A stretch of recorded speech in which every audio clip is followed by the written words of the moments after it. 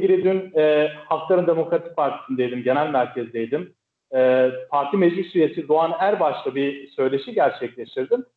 Kendileri diyor ki HDP'nin kapatılması şu an mümkün değil. Hukuki olarak çok zorlaştırıldı malum. Siyasi partilerin kapatılması meselesi. Öncelikle Cumhuriyet Başsavcılığı'nın dava açması gerekiyor. Sonra Anayasa Mahkemesi'ne intikal ediyor. Süreç bayağı zorlaştırıldı. AK Parti çünkü başına geldiği için 2010'du galiba. Böylesi bir karar alınmıştı. Böylesi bir yasa değişikliğine gidilmişti.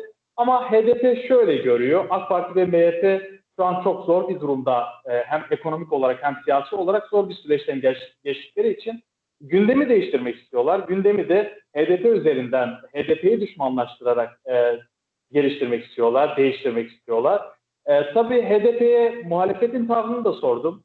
Malum Kılıçdaroğlu, Temel Karamollaoğlu, Davutoğlu gibi muhalefet liderleri sert tepki göstermişti HDP'nin kapatılma çağrılarına. HDP bunları yeterli görmüyor. HDP muhalefetin daha fazla sesini çıkarması gerektiğini, daha cesur davranması gerektiğini söylüyor, dile getiriyor.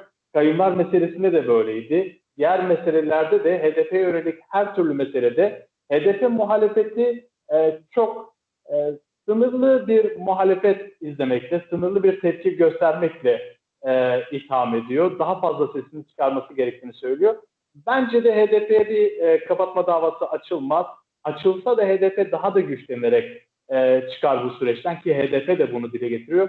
Bence Cumhur İttifakı da Erdoğan da AK Parti de bunu görüyor. Bunu gördükleri için de şu an seslerini çıkarmıyorlar. Sanki Erdoğan senin de dediğin gibi Numan Kurtulmuş üzerinden bir mesaj da verdi aslında Bahçeli'ye. Dedi ki işte çare değil parti kapatmak. Tamam AK Parti de muhtemelen istiyordur ama çare değil diyor. Yani yeni bir parti açarlar. Zaten yedekte bir parti var. Malum DBP var. Demokratik Bölgeler Partisi var.